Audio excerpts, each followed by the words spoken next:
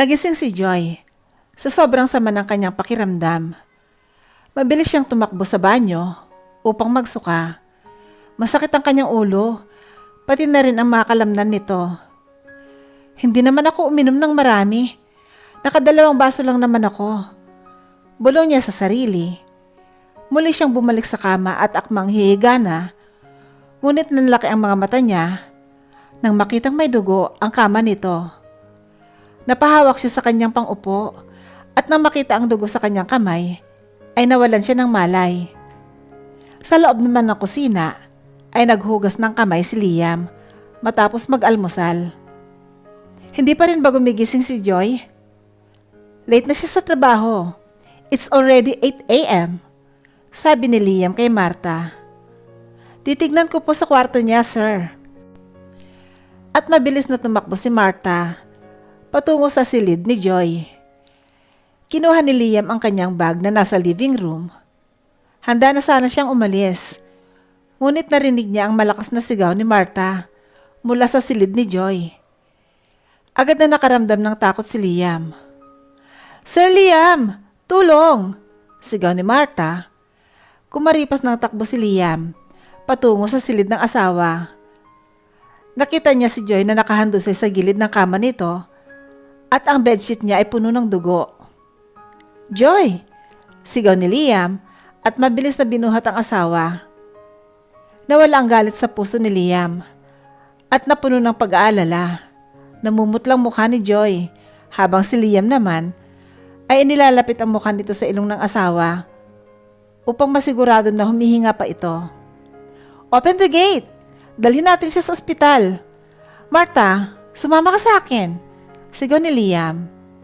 Hindi mapakali si Liam at halos mabali sa sobrang kaba. Isinakay ni Liam sa backseat si Joy at inalalayan ito ni Martha habang si Liam naman ay mabilis na nagmaneho patungo sa pinakamalapit na ospital. Pagdating nila sa ospital ay agad na ipinasok sa emergency room si Joy. Pawis na pawis si Liam at hindi mapakali. Agad niyang tinawagan ang ina ni Joy. Mami Minerva, help us. Joy is in the emergency room. Hindi ko alam kung anong nangyari. Ano? Isend mo agad sa akin ang address. Sagot ng nasa kabilang linya. Pinatay ng ina ni Joy ang tawag. Nanginginig naman ang kamay ni Liam habang nagtatype sa cellphone niya. Nakatulala lamang si Martha sa pinto ng emergency room. Hindi niya alam kung anong nangyayari. Puno din ng takot ang kanyang puso. Makalipas ang ilang minuto, ay dumating ng ina ni Joy, kasama ang kanyang balae. Anong nangyari? Nasaan si Joy? Nakita lang ni Martha sa kwarto si Joy na puno ng dugo at kwarto? Bakit? Hindi ba kayo magkasama sa kwarto, Liam? Muling sigaw ng ina niya. Ma'am, I'm really sorry. I feel guilty because hindi kami magkasama sa isang kwarto, kaya hindi ko alam kung anong nangyayari sa kanya. We had an argument yesterday and after that, sinaktan mo ba ang anak ko? Sigaw ng ina ni Joy at hinawakan ang kwelyo ni Liam. No, hindi ko pinagbuhatan ng kamay si Joy. Hindi ko talaga alam kung anong nangyari. Guardian of Mrs. Joy Cheng? Sambit ng nurse. Mabilis na natahimik ang mag-anak at lumapit sa nurse. Nasa room 304 na po si Mrs. Joy Cheng. Kailangan niyo pong fill-upan ito, sir. Para sa information ng pasyente. Pwede na ba siyang puntahan? Yes po. Agad na tumakbo ang ina ni Joy patungo sa elevator. Nang matapos mag-fill out ng form, ay agad siyang sumunod sa kanila. Pagdating sa silid ay nakahiga si Joy sa hospital bed at wala pa rin itong malay. Iba na rin ang damit nito habang may nakakabit na dextrose sa kanyang kamay. Ang anak ko. Naaawang bulong ng ina ni Joy. May kumatok sa pinto at agad na binuksan ni Martha ang pintuan saka tumambad ang babaeng doktor na may kasamang nurse.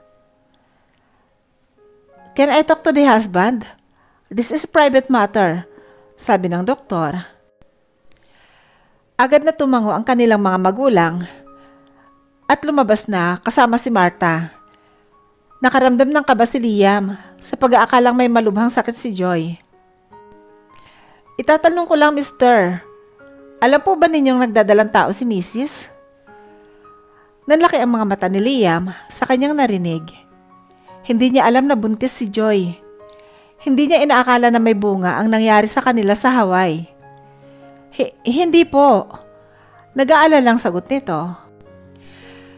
Pagkatapos naming suriin ang iyong asawa, there's an alcohol consumption from her. Bawal sa buntis ang uminom ng alak. Pwedeng maging dahilan ito ng pagkalaglag ng bata. At saka bawal sa kanya ma-stress. Unang baby niya ba ito? Yes, doktor, pero I think hindi niya rin alam ang tungkol sa baby. Naiintindihan ko. Maswerte ka na malakas ang kapit ng baby. As of now, your baby is still in her tummy. But anytime soon, we don't know what can happen. I didn't know that she's pregnant. Ang magagawa mo na lang ngayon, sir, is to take care of your wife and the baby. Mananatili muna siya dito sa ospital na mga ilang araw hanggang sa bumuti ang pakiramdam ni Mrs. Cheng. Yes, of course. If that's the best thing that we can do. Gawin niyo ang lahat, Doc, para hindi mapahamak ang mag-ina ko, sabi ni Liam. Yes, sir. May mga nurses naman at doktor na iikot sa kanya from time to time para masiguro ang kaligtasan nilang mag-ina. These are the vitamins and medicines she needs to take for her and the baby. Inabot ng nurse na nasa likod ng doktor ang mga kailangang i-take ni Joy kasama ng reseta. Thank you, Doc. Paglabas ng doktor, ay agad na pumasok ang magulang nila. Napaupo si Liam sa tabi ni Joy, saka napayuko. Puno ng pagsisisi ang puso ni Liam. I am sorry, Mrs. Ponce. I promise to take care of Joy, sabi ni Liam. Ano bang nangyayari ha, Liam? Magtapat ka nga sa amin. Joy is pregnant. She drank alcohol last night and she's been stressed. That's why she bled and... Oh my gosh! She's pregnant? Bakit naman hindi mo inaalaga ng maayos ang anak ko? Diyos ko naman! Napasa po sa kanyang noo ang ina ni Joy. Napayo ko si Liam. I am really sorry. Bulong niya. Liam, this is the good news but please, keep your wife and the baby healthy and happy. Huwag mo naman silang bigyan ng stress. Huwag kang gumawa ng mga bagay na ikagagalit ni Joy. Tingnan mo ang nangyayari ngayon. I know hindi pa kayo matagal na magkasama but isn't this a good thing to grow a family? Nakangiting sabi ng ina ni Liam. Yes, ma'am. Sandali. I need to buy things for Joy. Marami siyang kakailanganing gamit. Dahil buntis siya, tumayo ang ina ni Joy. Napatayo na rin si Liam. Ano po yun? Mami Minerva? I can buy it po. Hindi. Kami nang bahala. Diyan ka na lang. Bantayan mo ang asawa mo. Hinawakan ng ina ni Liam ang braso ng ina ni Joy at sabay na silang umalis. Isinama rin nila si Martha upang may makatulong sila sa pamimili. Napabuntong hininga naman si Liam at muling bumalik sa kanyang upuan. Ngunit laking gulat niya nang makita si Joy na nakatitig sa kanya. Joy, gising ka na pala. Buntis ako? Tanong niya. Oo. Narinig mo ba ang pinag-usapan namin kanina? I am really sorry that... Hey, are you crying? Pinunasan ni Joy ang luha niya. Hindi niya alam kung anong sasabihin. Halo-halo ang kanyang nararamdaman. Masaya ako, Liam. Pero nalulungkot din ako. Ayoko matulad sa akin ng anak ko. Ayoko magkaroon siya ng broken family at... Broken family? Hindi naman tayo magkahiwalay, Joy. Oo, sa ngayon. Pero paano kung makahanap ka ng babaeng gusto mo talaga? Hindi katulad ko na napilitan ka lang. Please, don't say that. Hindi ba tayo mo talaga sa akin? Ngayong nakuha mo na ang gusto ng mga magulang mo na magkakaanak ka na? Pero paano naman ako? Naisip mo rin ba ako? Joy, I'm sorry. Nag-iwas ng tingin si Joy. Hinawakan ni Liam ang kanyang kamay. Nalabis na ikinagulat ni Joy. I love you. Mahinang sambit ni Liam. Pakiramdam niya ay natotorpi siya sa harapan ni Joy. Ano ka mo? Tanong ni Joy. I said, I love you. Bakit mo naman sinasabi yan? Dahil ito talaga ang nararamdaman ko. I fell in love with you noong nasa Hawaii tayo. But I was scared that you'll reject me.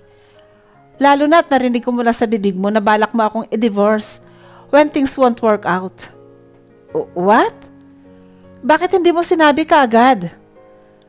Tanong ni Joy. At umayos ng upo. Nakaramdam naman siya ng sakit sa kanyang balakang, kaya inalalayan siya ni Liam. I was scared, Joy. Hindi pa ako nagmahal ng ganito. At hindi ko alam paano ko i-handle lalo na sa sitwasyon natin. We became couples because of that arranged marriage. Napayo ko si Joy, kagat ng kanyang labi. Hindi niya alam kung paano sisimulan ang lahat. Naalala mo ba kung bakit ako pumayag na gawin ang bagay na yon? Bakit? Dahil mahal din kita, Liam. Kahit alam ko ring napipilitan ka lang sa pag-aalaga, pag-aasikaso, at pagtulong sa akin sa mga bagay-bagay, itinago ko ang nararamdaman ko. Dahil pagkatapos ng gabing yon, naging malamig ng pakikitungo mo sa akin. You're giving me mixed signals to the point na iniiyakan talaga kita. Hindi mo alam yon, kung gaano kasakit na subukang ipakita at iparamdam sa iyo na mahal kita. Pero hindi ka naman makaramdam. Ang manhid mo.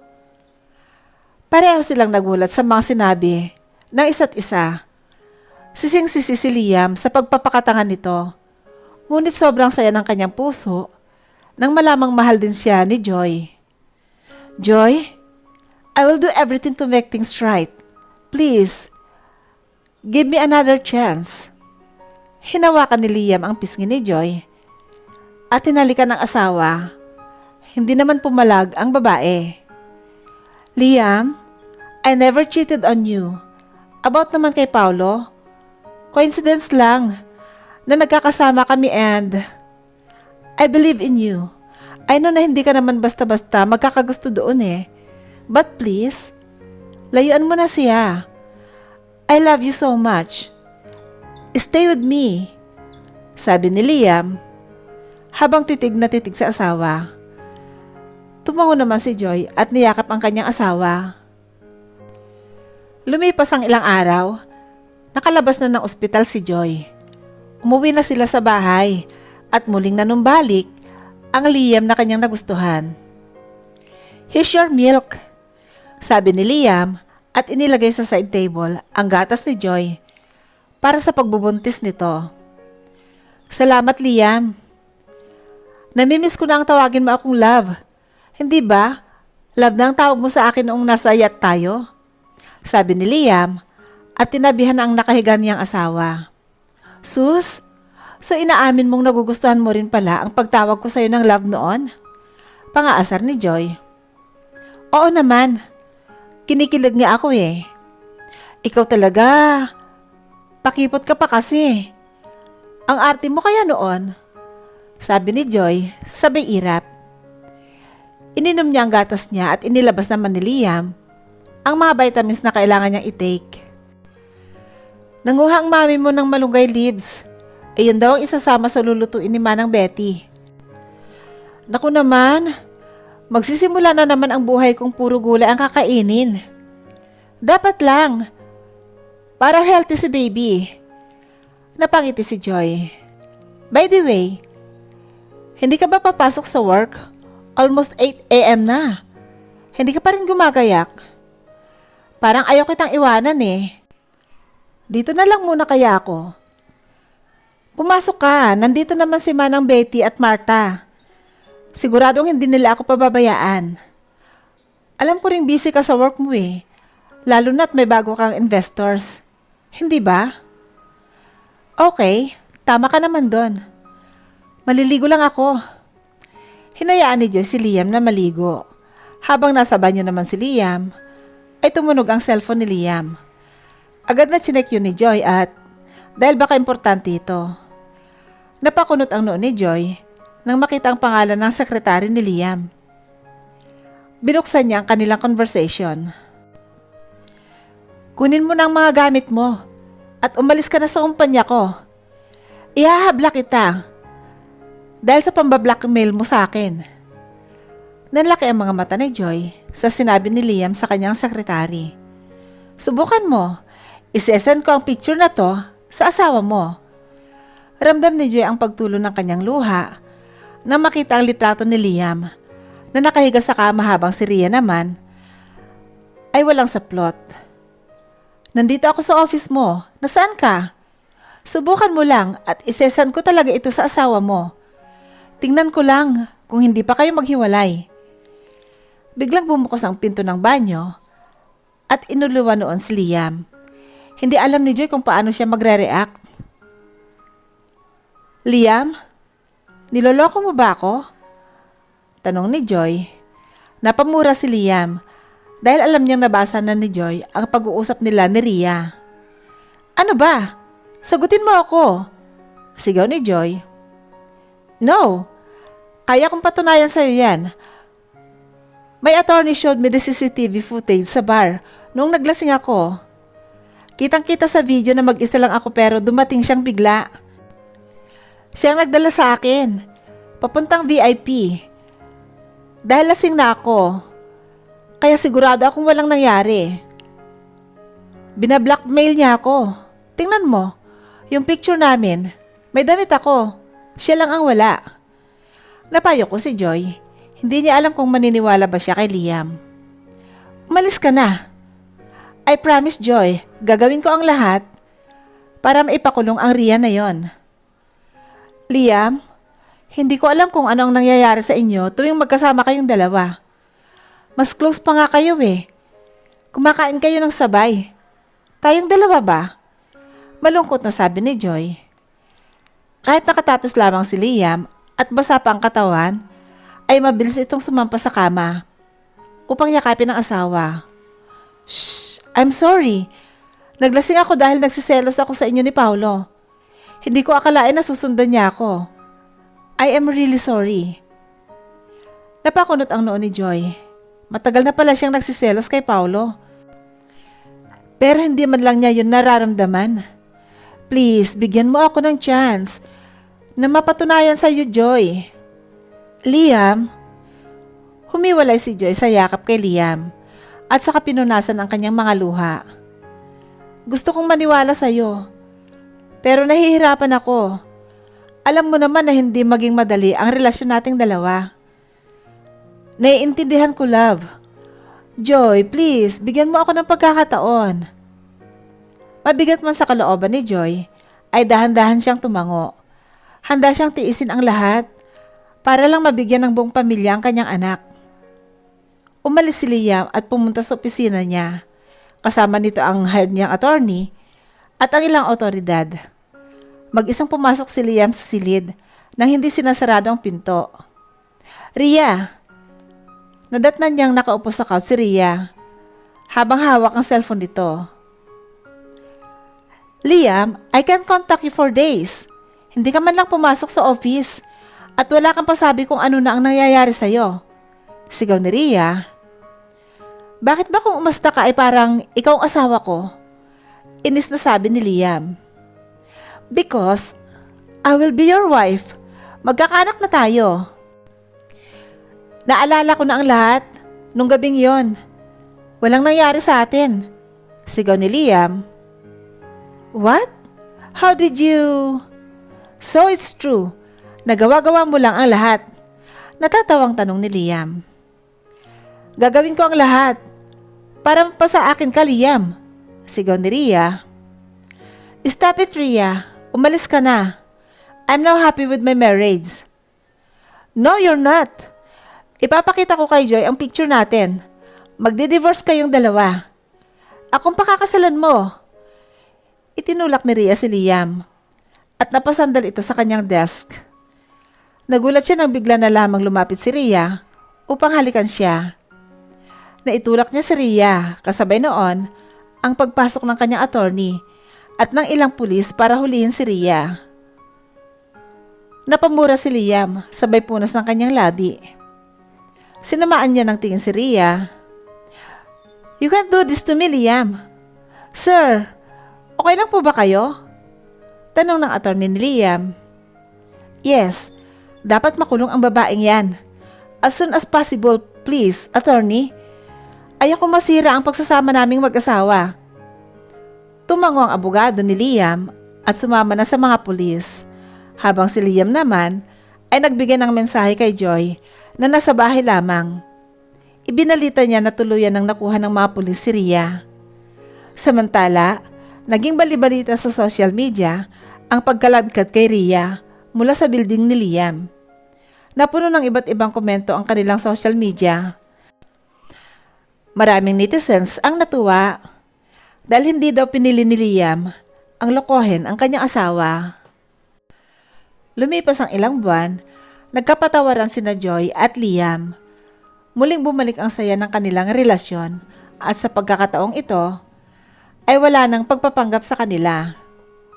Are you excited? Tanong ni Liam kay Joy, nakatatapos lang mag-makeup. Ngayong araw ang gender reveal ng kanilang anak. Sa malaking hotel ni Liam iyon gaganapin. Puno na ng mga tao ang hall at hinihintay na lang silang mag-asawa. Napahawak si Joy sa kanyang tiyan, saka humarap sa salamin. Love, feeling ko ang laki na ng itinaba ko. Tingnan mo ang braso ko, oh. Lumalaki na. Malungkot na sabi ni Joy. Nilapitan siya ni Liam at niyakap mula sa likod. Inamoy nito ang leeg ng asawa. You are the only beautiful woman in the whole universe, my love. Don't be so conscious with your body. Gagawin ko ang lahat para ma-achieve mo ulit ang dream body mo pagkatapos mong manganak, sabi ni Liam, sabay halik sa pisngi ng kanyang asawa. Tapos kapag sexy na ako, bubuntisin mo na naman ako? Naku Liam, alam ko ng mga ganyang galawan mo. Biro ni Joy at tinanggal ang kamay ng kanyang asawa na nakapulupot sa kanya. Love naman, of course. Mag-anak pa tayo ulit. Oo na. Pumunta na tayo sa 5th floor. Paniguradong naghihintay na ang mga bisita natin. Tumango si Liam at hinawakan ang kamay ng kanyang asawa. Sabay silang lumabas ng silid at sumakay ng elevator. Pagdating sa palapag kung saan, tutungo ay nagpalakpakan kagad ang mga tao. Congratulations, Mr. and Mrs. Cheng. Nagsalita na ang MC na ina ni Liam. Habang ang ina naman ni Joy ay nakabantay sa kanila sa gilid ng stage. Let's hear from Mr. Liam Cheng. Una sa lahat, maraming salamat sa pagdalo ninyo. This is a very special event for us. I know some of you would think that this is just a random gender reveal, but for us, this is more than that. This is our first child, kaya gusto naming ibigay ang lahat. This child also signifies our love and how it grows, sabi ni Liam. Nagpalakpakan muli ang mga tao. Let's now hear from Mrs. Joy Cheng. Actually, wala na akong masabi. Sobrang thankful lang na ako na sa sobrang daming pinagdaanan namin ni Liam, hindi ko akalain na darating kami sa ganitong klaseng event. Ang gender reveal. Ang wish ko lang din para sa baby namin, ano man ang gender niya, sana maging healthy siya, lumaking may takot sa Diyos, masayahin at mabuting tao. I am very excited kaya. I think, let's start. Nagpalakpakan muli ang mga tao matapos magsalita si Joy. Naglabasan ang mga taong may dala ng mga lobo. Isang malaking kahon ang inilabas at nandoon sa loob ang gender ng baby. Tumayo sina Joy at Liam sa gitna. Hawak ni Liam ang tali ng kahon. Are you ready? Yes. And 3, 2, 1. Nang hilahin ni Liam ang tali, ay lumabas ang mga lobo at kulay asul yon. Sa sobrang saya ni Liam, ay napatalon ito. Sabay halik sa kanyang asawa. Yes, congratulations. Thank you for giving me a son, love. Thank you then for proving me that I can find love. And it's with you. Bulong ni Joy. Namuhay ng masaya ang mag-asawa, kapiling ang kanilang anak. Laking pasasalamat ni Liam sa kanilang mga magulang na ipinagkasundong magpakasal sila dahil ngayon ay puno ng pagmamahal ang kanilang buhay.